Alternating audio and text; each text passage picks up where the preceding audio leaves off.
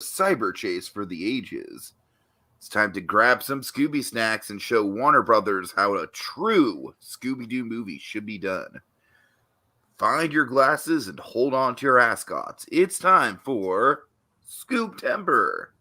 Scooby movies, Tiki. That's the synergy. Wait, what? It's Scooby movies, not Scooby Doo movies, but it's. Well, I'm sorry, Dragon. I'm reading from what you sent me. No, you're not. I know you're not.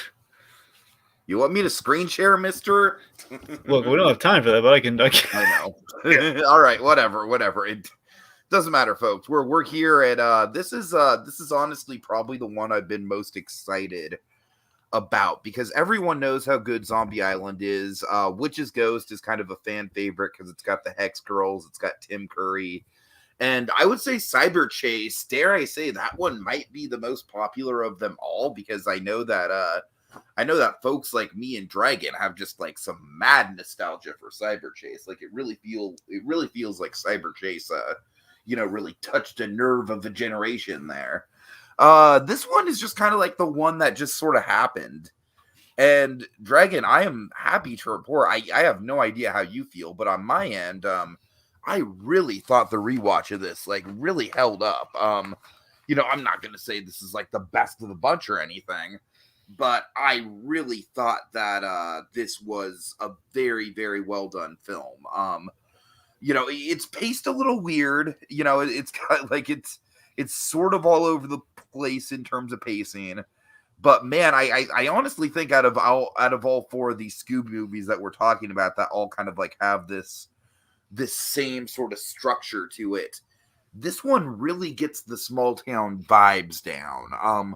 I really like our colorful cast of side characters in this one. I really think this movie's got some great red herrings, some great twists. And of course that desert atmosphere, Dragon. I don't know. I'm a sucker for Scooby Doo in a unique atmosphere, and I honestly think the desert might be the best one yet, just because we spend so much time in the desert. It really comes to define the film in a lot of ways. So yeah, Dragon, I am very high on this one after a rewatch. Interesting. Yeah, so I am me not. I am not so much. No. So this has always been. How dare you, sir? So yeah, this has always been my least favorite of the four direct-to-video movies. Never held up on the rewatch for me, like ever. Every time I went back to it, it never. Ever since the first watch was great, but every subsequent revisit, I'm not saying it gets worse, but it just doesn't recapture the magic. Yeah, this was a VHS tape watch for me. That one I do know for a fact. No, the latter two were absolutely VHS tape watches. The first two probably. The latter two, I agree. Yeah, definitely. I think we're in the same camp there. The first two are probably again like the cartoon theater thing. I just think that's probably because at this point, cartoon theater, like these weren't really getting the hype that the other two got. Like because at this point it was just kind of like, all right, let's do a third one. Yeah. Basically, if I had to boil it down, I think this movie's all style, no substance. Okay. Which is a shame because this is the last of the cell animated Scooby Doo, kind of movies, and it looks great. I like it a lot better than you do, but we'll get into it. As I'm saying, it looks great, and it's. I think much like Indiana Jones, I think we kind of needed to draw a line at Aliens. I think at the end of the day, when you look at it, I think they kind of wrote themselves into a corner with Aliens. When I really look back on it with a fine tooth comb, it's like, yeah, I think they. I don't want to dislike the movie, but if I look at it, yeah, the plot's Swiss cheese when you really think about it. I respect the idea, I do, and outside of again what works with the movie, Shaggy, Scooby, the love story there, I think that's great. But it's simply, it's a dressed up version of the Scooby Doo formula, and it's got kind of a, it's very slowly paced. It's very slowly paced, and it's just kind of like, hey, let's take the Scooby Doo formula, but instead of like kind of like doing something clever with it like last time, let's just do it, but we'll add really great looking backgrounds, and things are going to be animated great, but we're not going to do much. That's where I'm at on All Alien right. Invaders. I'm surprised. I was hoping to like it better on the rewatch after a while, but yeah, it's pretty much the same. Okay, so Dragon, you know me. I'm not just saying this. These are kind of some of my favorite podcasts because, we clearly have a difference of opinion, but that's okay. I feel like, I feel like some of these podcasts can be really fun with us going back and forth. So do you have any backstory for this before we get into it? Yes, there's not a whole lot, but I do have some Okay. backstories to kind of place it and kind of like 'cause there was a progression with these four films. So we're in 2000 at this point. We've crossed the threshold. So in We're in the other new words, you're in the year 2000. sure. All right. So yeah, this movie does signify a couple of farewells. For example, as I said before, the last of the cell animated Scooby Doo films, like the true blue, like animated on cell. Like before we do kind of the digital thing, which still is it's still hand animated, but just not quite the old pen to paper cellophane as it were. Uh-huh. And sadly, this is the last of Mary Kay Bergman as Daphne. This is before she passed. So this is Yeah, yeah, yeah. this is the last one for her. But good news gets passed on to the wonderful Gray Delisles. So small I feel victories. like Gray Delisles was a great person to kind of like inherit that character. Easily I my feel like favorite Daphne, as you can probably I guess. feel like it's one of those things where it feels like her whole career was kind of like building towards her taking on a role that iconic. Well, I got some background on that we'll get to once we get to the next one. But Cool. yeah. Anyway, so Warner Brothers, essentially what happened here in the making of these puppies, Warner Brothers sobered up after Witch's Ghost, and they realized, you know what? Upon further reflection, Scooby Doo is going to sell no matter what, which is kind of a good and bad seed that gets planted. Like, hey, we can do anything, which is like, hey, glass half full, we can do anything. Glass half empty, oh no, we can do anything, which means, we're going to run out of ideas. Uh-huh. We're going to have to do some cash any stuff. We're going to have them meet wrestlers and stuff. Anyway, so yeah, so basically because of that, we had no studio oversight like we had on Witch's Ghost, which are really afraid of like the Mommy and Me group. So like it's too scary. The zombies are too scary. Let's do Tim Curry as a warlock. That'll assuade people. It is kind of ironic because Witch's Ghost, it's like that finale really is probably the most intense out of all of them, besides Yeah, maybe Zombie Island. that's the thing. So it was kind of it's kind of silly how that worked out, and I think Yeah. I'd like to say they realized the folly in their ways. Really, no, they just said, well, we have nothing to lose. We're making money. Let them go wild. We don't care. We don't care.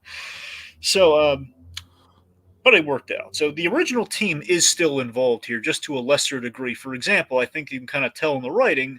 Glenn Leopold, the guy who really was full on, hand like in the trenches on Zombie Island, the writers' room, it was like kind of a two part kind of writer thing.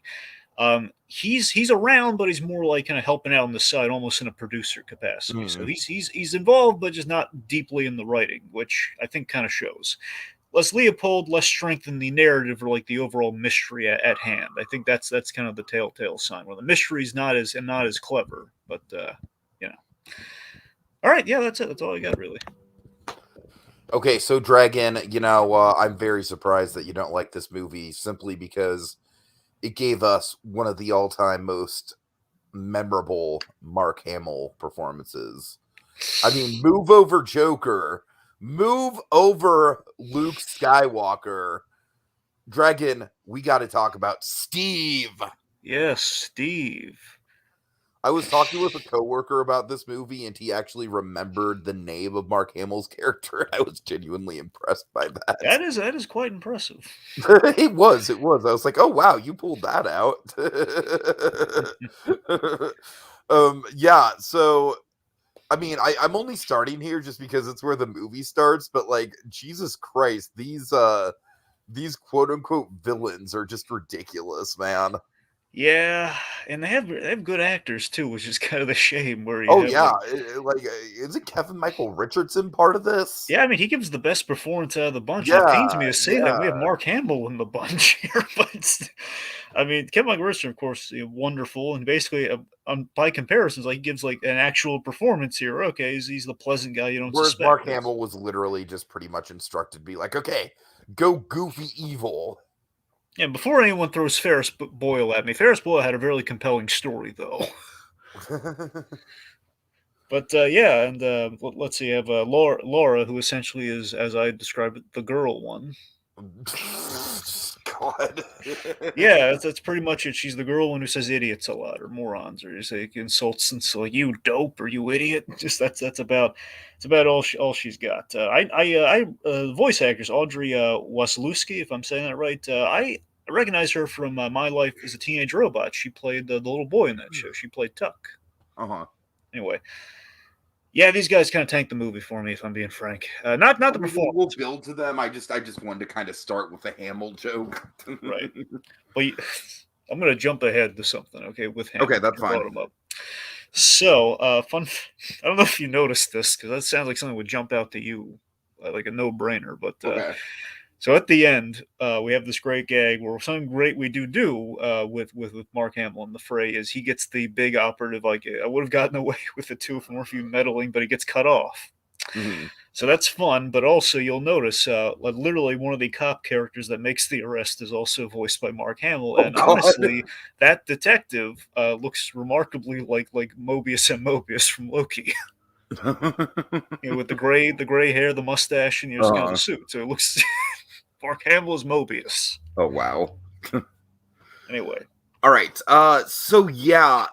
Dragon, the first thing that really did throw me off with this thing as far as pacing goes, it's like, you're absolutely right that it is pretty slow paced, and I do have an argument for why I like that about this movie, but the opening is not slow paced at all. The opening is basically just like, all right, they're in the middle of the desert, Shaggy and Scooby wander out for a hot minute, aliens, Scooby Dooby Doo, where are you? Oh, by the way, I forgot to mention this during background. So you're bringing up the song. The singer doing the song this time around, Jennifer Love Hewitt, a very young Jennifer Love Hewitt. Nice. Yeah. I don't know. That is easily the most abrupt cut to the song of these four movies. I mean, it really kind of slapped me in the face when I was rewatching it. It's like, really? Okay, we're gonna do this now. That said, it does kind of take away from the great pattern we had with the first two, where we have like a Bond opening of a classic Scooby Doo kind of like chase or adventure, which we did not have. This does not count as that, because then it also kind of like takes away the mystery of what the alien designs look like. It's like we get a bunch of it right off the top. Yeah. You got like cool hovercrafts and everything. Right. But, it's like, So that I do not care for. That whole opening chase, that really kind of like, that to me was like one of the biggest fumbles of the whole film. Something I will give the movie credit for. And again, honestly, I have no qualms with Shaggy and Scooby. I think again they were portrayed like gangbusters here. This went great for them. Honestly think, hot take here, I honestly think this movie might have been better if it was just a Shaggy and Scooby movie. Which, I mean, is not a foreign idea. Like the Reluctant Werewolf or the Boo Brothers. There's a whole slew. Like before this, you had the 80s. The 80s was the big heyday for the Shaggy and Scooby solo kind of movies. And I think it'd be interesting to see this team kind of like work in that formula. And that's the thing, too. What I liked about this movie with that is that this had a lot of shades of Abbott and Costello Meet Frankenstein, only with a sci-fi twist. I mean, it's like, we'll get into it, but like Fred, Daphne, and Velma, like they are relatively useless the whole movie. It's like they really don't need to be. There's always a struggle with Daphne, and this unfortunately did not do her any favors, which is a shame given it's the last of Mary Kay Burton. Yeah. I mean, Velma, she's suspicious of red herrings like she always is. Fred has a couple fun bits. Okay, so Fred does have a runner in this we got to talk about. He does. We get sassy Fred. Yeah, you're right. Fred, out of the three, Fred is the one who has the most right to exist. But yeah. Okay, so Dragon, I want to make an argument for the slow pace here, because I really think that once we hit the diner, this movie does kind of slow to a crawl. But I actually genuinely like that about the film. I don't mind the diner, Tiki. I mind, and we're going to the desert again. And we're going back to the desert to look for clues. And what's there? More desert. Okay, that's interesting, because to me, I really kind of got... When I watch this film, I really do kind of get lost in the setting. And I think that, the fact of the matter is they are stranded out there. This is the Scooby Doo movie where it's like they can't just up and leave. Their van is literally broken down. And the one guy that can fix it is acting incredibly sketchy. So, you know, because of that, I really do feel like the film does kind of like do a good job of sort of showcasing what it would be like to just spend a couple days as strangers in this bumfuck middle of nowhere Roswell style town. Well, two. It's not going to be the most entertaining dynamic thing in the world, but it's going to be kind of like it's going to be filled with like kind of like awkward, suspicious encounters. It's going to be filled with like yes, a lot of desert scenery, probably enough desert scenery that you're going to go somewhat crazy, but I don't know. I just feel like this movie kind of captures a sense of isolation quite nicely.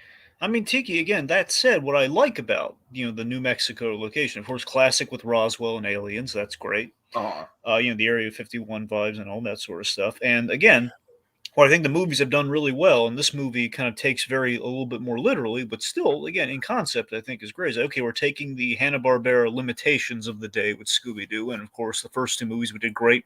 We spent time in the location, we built it up, we got. I can't get behind your small town thing. Where again, I don't think we can top what we did with Maine last movie in terms of getting to know the small town. It's not topping Maine. I'm not trying to argue that. Well, you kind of made it sound like that earlier. I just want to clarify that. So yeah, it's. I do think that this movie is more. It's more down to earth in some ways than Witch's Ghost is, especially in the finale. But we'll kind of get there. But no, I mean, I don't know. I just think that the fact that they spend multiple days there, the fact that they kind of get to become a local fixture at the diner, and both the waitress and the guy serving the food kind of like have their own dynamic. Like I like the fact that each of the characters in the town is kind of like a red herring in their own right, but but they're all kind of memorable. I mean, sure. Again, the town, the diner stuff is fine. Sergio and Dottie, Dottie flirts with Fred. Sergio is like they're always making fun of Sergio's food. Like, that's fine. I don't know. It's just again, I do like the fact of like, okay, we're taking the fact that we don't have much that we can do with a Scooby Doo location traditionally. Where okay, in this case, we're going to make it look as beautiful as we can. You're right. The isolation factor does play. I don't think we draw the right focus to it, and when we do, it's very brief. Like when we have the bit with the big red herring in the movie, Buck, the mechanic, that's great, but Buck doesn't show up until the end again. They don't really kind of abandon Buck that. kind of shows up like, hey, by the way, guys, I'm actually a nice guy. So that's what I'm saying. I like the setup and payoff. See my flowers. We're missing. Don't get me wrong, Dragon. I do think the flowers bit is adorable, but it does come right the fuck out of nowhere. And that's Tika. This is what I'm saying is that's all fine and dandy. And again, the locals are great. The problem is all of our red herrings. They're missing the herring part. Okay, we have the red. Like okay, we said they're suspicious, and then.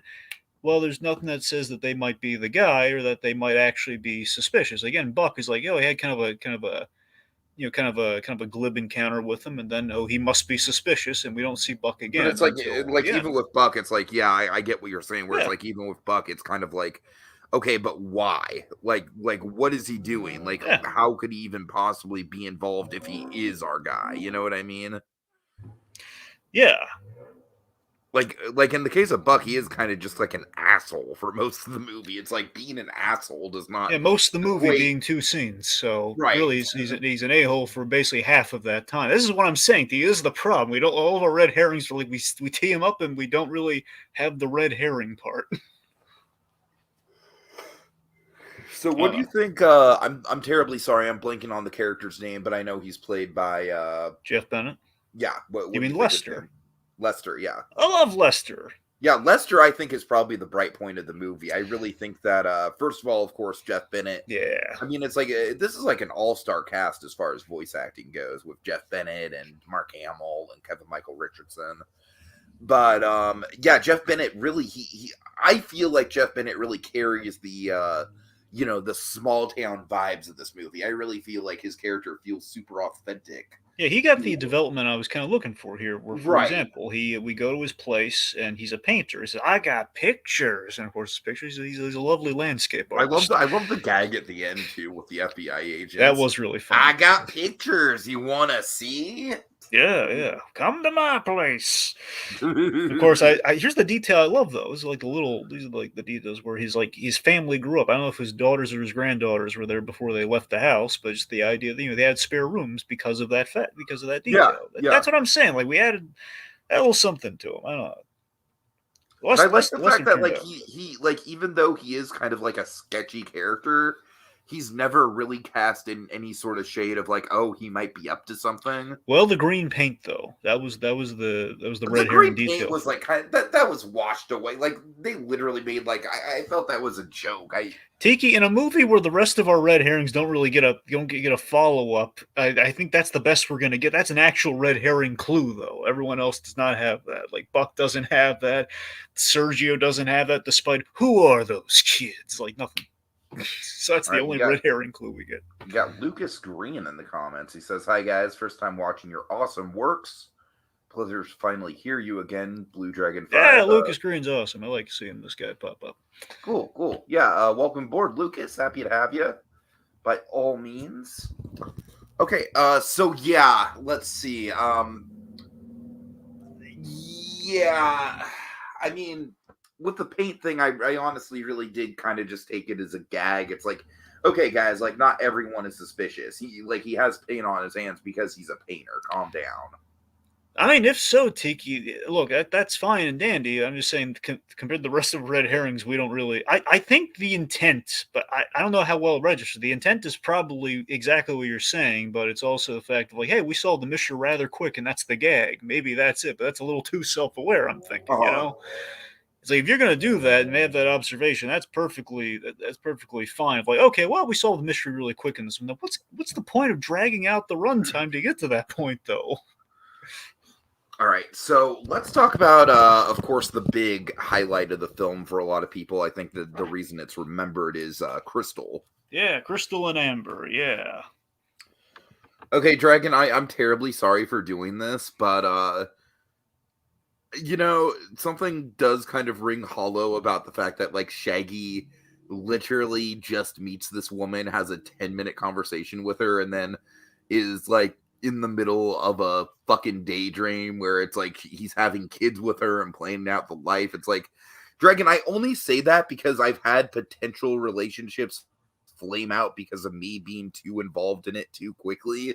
I'm like, oh, Shaggy, you're going too fast, man. You're going too fast. Well, if anything, those are relatability points. Yeah. I'm just like, oh boy, Shaggy, like this is not going to end the way you want it to. I gotta buddy. be honest, Tiki. Not just because you brought that up. Just in general, I've been thinking this since first. You actually make an excellent Shaggy for Halloween. I could see that. Thanks Yeah. for If the you had like a hint. plush Scooby Doo or something, you'd be dead on, man. I don't know. You know what's funny is that I was gonna go as Cillian Murphy from Quiet Place Part 2. Ah. But like Shaggy would obviously be more recognizable. So Yeah, I mean the green shirt, red pants. It's not really that hard, honestly. Right. All right. Anyway, but here's the thing, though. I mean, I think a lot of it's just kind of kismet, and this so rarely happens. Like the last time Shaggy ever had a relationship was Reluctant Werewolf. He had the girlfriend for like one movie. That's it. That's all he's ever had. So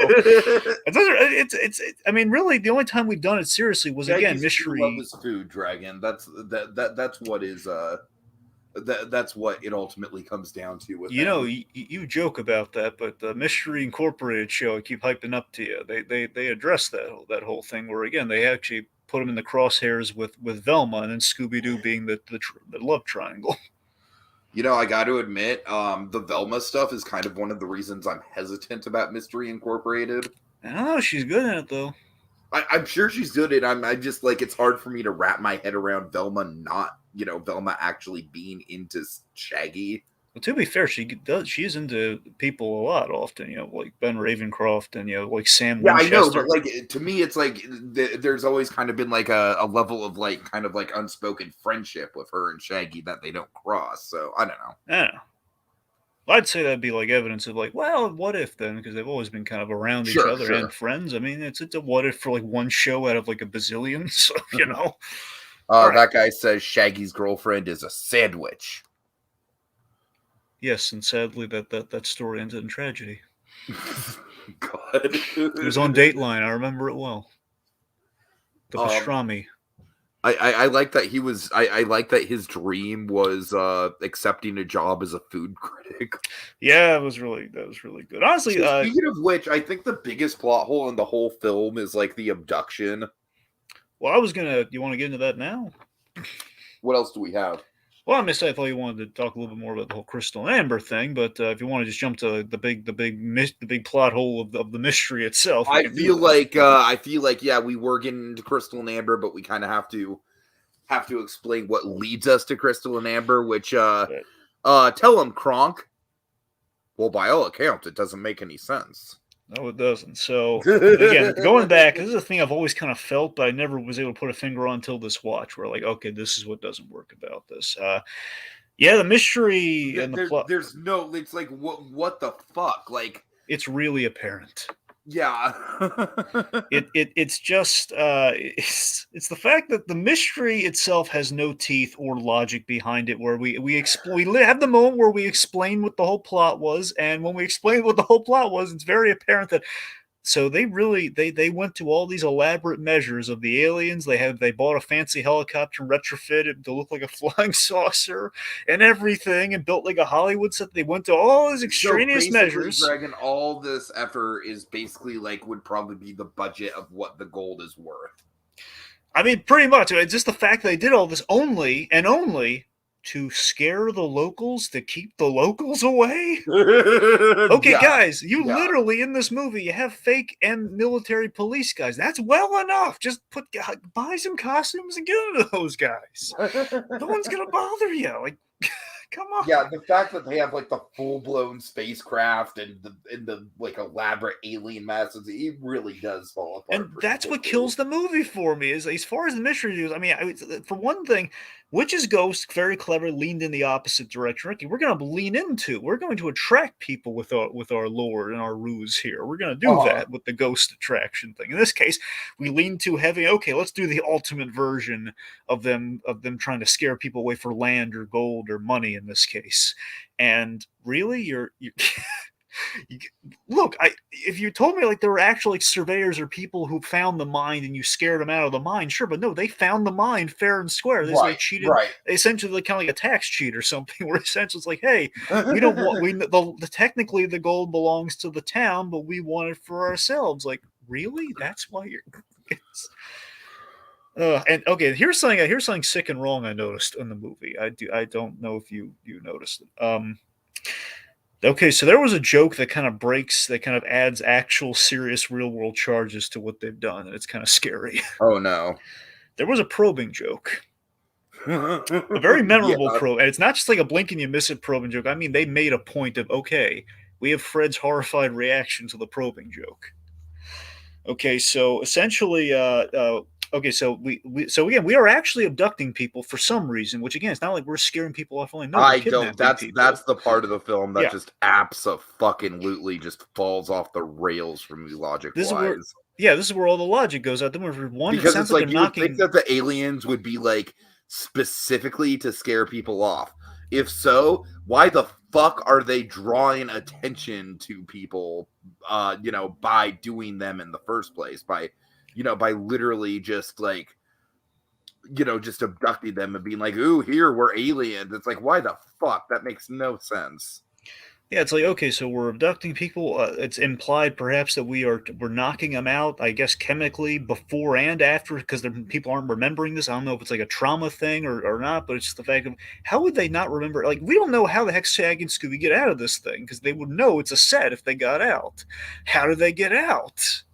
Yeah, these are the problems, and also again so when Lester's describing to the mystery gang something happened, we cut away to the outside as he's describing horrible things, which it's very much implied probing and such and experiments. They either tortured him or probed him, and then we just see Fred's, and we cut back to the inside. They're all horrified, and it's like, okay, so they're so basically we violated and or tortured people. So these are the legit charges that we're just going to throw in there to add, like, okay, guys, it's one thing just to go to extreme measures, which, I mean, that could be cartoony, but no, you guys have committed serious crimes in lieu of a minor crime, just not claiming the gold, where you found the it's kind of gold. ridiculous. I It's like hear you. it's a mining thing versus like, okay, we're going to abduct and violate people. It's terrible. Oh God. Oh man. I mean, I was not thinking that deep about it, but yeah, you're I mean, it absolutely really right. stands out, that scene. Like, oh God, what horrible things are we talking about? Like, oh well, zone one, where's the obvious thing to go with aliens? And it's I don't know, Mhm. it's not great. So again, Okay. so plot Swiss cheese. Okay, so speaking of plot Swiss cheese, we get not one but two twists involving Crystal. Yeah, so initially we're thinking Crystal's a government agent, but it's actually something else. For about 10 minutes. Yeah, about 10 minutes, and technically she is a government agent, just not for our planet. So Crystal and Amber. This, to be fair, this was this is a good twist. Okay, this is a good. It is a good. It's the best twist of the movie. I just think it's funny. Like I just don't even think the government agent twist was really all that necessary. It wasn't, and here's the thing. So this is what I'm saying about earlier. My thesis, Dig, is that I think they wrote themselves into a corner many times with the alien thing because one, okay, they're trying to sell it to the audience. These are real aliens, or fake aliens, or real aliens, which is why they're trying to sell you on like these extreme measures are actually legit, which we then find out pretty fast in the movie, like definitely by the halfway point. Okay, so those three yahoos are bad guys, so they're not real aliens. So how them and when you think about it, like yeah, this isn't tracking. This is a problem. Yeah. And then we have our real aliens. And now the coolest detail on the rewatch, I will highlight though, the Mystery Machine's close encounters moment at the top of the film. That is the real spaceship. So that is quite clever. That we have the real spaceship, and then we have the abductions, which we think are that same spaceship. In Oh, reality, you're right. I didn't that even is think Crystal about that. arriving. Yeah, That is cool. that is clever. Yeah, cool. Yep. Okay. Let's see. I don't know, man. I was kind of coming in all hyped up, but you kind of talked me back down to earth on this. Where else you want to go? I feel like we've already kind of covered a lot of stuff here. Well, again, I just wanted to highlight again because we kind of threw in there a little bit. The How Groovy sequence is always for me the most memorable sequence. They're two memorable sequences of the movie for me. There's the How Groovy, and then of course there's our ending with our goodbye scene. But with the goodbye scene, I fucking love how emotionally invested Fred gets with it. It cracks me up so much. And you know what, Dragon? I'm gonna be totally genuine here. That moment, like very late in the movie, where Fred kind of goes up to Scooby and Shaggy, and he's just like, "You guys okay?" That was Dragon. nice. That might be one of the most human Fred moments ever in these movies. We had such tender pathos at the end, which then we predicate with, "Oh, we got to lighten up a little bit." So more Scooby snacks. The more Scooby snacks. That's like okay, we're back to normal, and the status it's telling the quo is kids, revoked. All right, kids, this was a real emotion, but you know what? They're gonna be okay. Don't worry about it. It'll be fun. You know, to the food animation thing we've been going on with the 3 films about, which of course is a thing we like to highlight in animation. So I would say Witch's Go still is the best food animation, but this movie has great dessert animation. All the dessert looks amazing. The donut scene. The donut scene is amazing. I mean, to be fair, like I feel like as far as food quality goes, it's like, you know, we're going from New Orleans, which is obviously like world renowned for its food, yes, to New England, which I mean, New England has its fair share of good food, but you know, that might not be like the number one thing that it's known for, like it is in New Orleans. And then finally, we have this small town desert where it's just like desert diner, you know. So it's like the food is going to get progressively like worse as we track it. Yeah. And then in Cyber Chase, the food's not even going to be real. Well, there's one scene where it's real though, so you know. Okay, we'll get into it. But again, it's not like freshly prepared food. It's going to be like cafeteria food. So you know there is a downgrade. Well, that's what I'm saying. Yeah. So, okay. Yeah. Anyway, so Theme Park Priest is here. He says, "I don't know this one as well as I know Zombie Island." Theme Park Priest, I would be very surprised to meet somebody who does know this one better than they know Zombie Island. Lucas Green says the aliens abducted them as they were near the small hole, which led to the gold. They wanted to know if stumbled on it, does that help? I think he's talking to Theme Park Priest. I'm not sure. Oh, I okay. think he's trying to loop him into what's going on in the movie. Gotcha. I'm not sure. And then that guy says, damn, these guys went from scaring people for gold to deranged kidnappers that torture people. And also, to their credit, they were going to kill the mystery. They were going to drop him down a large No, I'm crevice. glad you mentioned that, because like I said, Mark Hamill does just go full ham in that. Yep. And again, these people are they're rather, and so it's so Dragon, kind of you know what the perfect because- analogy for them is? I'm glad that I thought to say this, because I do What? think it's so these people are basically like the Atlantis crew if they never had a change of heart. Yeah, it's like what if Kevin Michael Richards, what if the Max character was Dr. Sweet, but just did not. Right, right. Yeah, just we didn't redeem Dr. Sweet. What if the Atlantis finale happens and just the whole crew is against Milo? Yeah.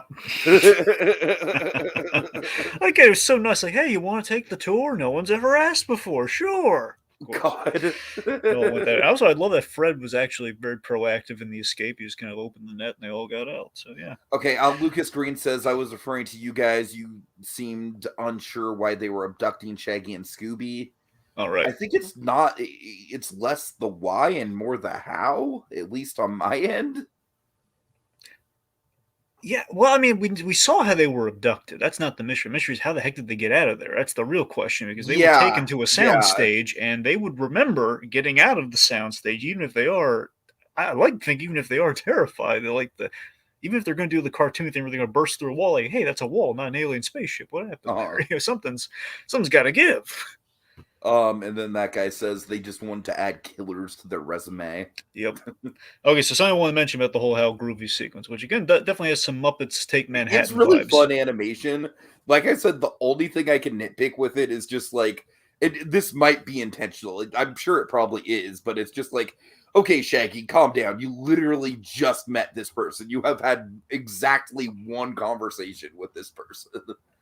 The best part of it, though, with the animation is we take a classic Scooby Doo chase animated in the Hanna-Barbera style, and then Shaggy, domestic life intervenes and he has to leave it, even the ghost is shrugging. Hey, yes. we're in the middle of something here. Hey! So that's what I'm saying. That I sequence. just love the image of Shaggy being the domesticated one of the group. Which I think just kind of sums up what the movie animated films were all about thematically. Where it's take the Scooby Doo formula and we grow up a little bit. It's like we just kind of totally. Also, what do you think about the Jackalope Runner? The Jackalope was kind of. I actually really like the Jackalope. I think it's a good bookend for the movie. I like that each film, at least so far. I think him showing up at the very end is a much better ending than just like, oh, they've got the Scooby snacks, they'll be fine. I like it's a little bookend. It's a little capper. I like it. It is, and again, the Jackalope kind of led to our story paths here, where that's how they made Crystal and everything. So Jackalope, we got mileage out of it. I like that we had cats in the first movie, we had giant turkeys in the second. Oh my god! Now we got nothing tops a giant turkey dragon. I'm not saying it tops it, but I'm just saying we keep throwing one there. I don't think we're gonna have that with Cyber Chase. I don't think so, but Cyber Chase, we're gonna have a lot of baseball. Yep, a lot of baseball. I don't know if a second Scooby counts as the animal. I don't think that's gonna. I think it's really gonna impress. Also, just with the animation too, with our big sci-fi twist, we got to talk about the design work. What do we think about the fake alien design versus the real alien design? I really like it because the fake alien design is very much just the classic like kind of Simpsons style, the green men with the big heads, kind of the very prototypical like 1950s creature feature design. Yeah. And then the design of Crystal and Amber as aliens is very much kind of like a new age sort of interpretation, kind of like maybe a more scientifically accurate version of what aliens might look like. Yeah, there's like an organic evolution look to them. Right. Okay, these are like there's like humanoid, but then it's kind of evolved to something maybe beyond humanity, where again you have like almost like this is gonna be a weird example, a crater viper from Buzz Lightyear Star Command. That's kind of what Amber looks like, kind of a pterodactyl looking. No, I can see that, yeah. Yeah, Amber just in general just kind of has like a I mean, they both kind of have like a Buzz Lightyear of Star Command vibe to them in their alien designs. I mean, I swear, if anyone's ever seen the Buzz Lightyear Star Command movie, the adventure begins. Like the monster at the top of that looks exactly like Amber, like the crater vipers, the giant like kind of like snake like kind of monster things. Yeah, that's anyway. But yeah, but speaking of which, though, there is I think the most anime influence of Mook animation really came through on the finale during that goodbye scene. Like when the light comes on, it looks like a full on anime, and it's kind of awesome. Mm-hmm. Oh, did you catch the farmer in this? No. Oh yeah, he's in the he's all over the diners in a couple scenes. Yeah, so again, the Oh, farmer right, was the farmer. Yeah, I know who you're talking about. I forgot to look. so he was an extra. Basically, there's extras in 3 of the 4 Scooby Doo movies. So he's in so he was in Witch's Ghost. He's he's in this in the diner. He's going to be in the cafeteria in the next movie. Okay. So yeah, let's see. But also, really cool detail with the sci-fi twist though is the fact that they were styled like Crystal was styled into the 60s because that's the communications they got from the SAFT, like the alien light, the satellite alien life form detection thing. They're sending out the signals, to alien life out there, and they got it from the 60s, and it took them 40 years to get back, and that's why they're dressed like they're from the 60s. And they really do give like an in-canon reason for why Shaggy dresses like that. He's just like, what can you say? Don't mess with a good look. So I like in the song how we called out the year Scooby Doo was created, 69. Yes. That's really kind of nice. All right. Yeah. Yeah. It's the comments, Diggy. Yeah. That guy says Shaggy had one conversation, but that conversation opened up a part of Shaggy that he had hid away since the time in 3rd grade when a girl he liked said she hates dogs. I can picture that. Let's see. Lucas Green says, out of all the 4 films, Alien Invaders your best or least favorite out of the 4? Least for me. Well, it's always been least.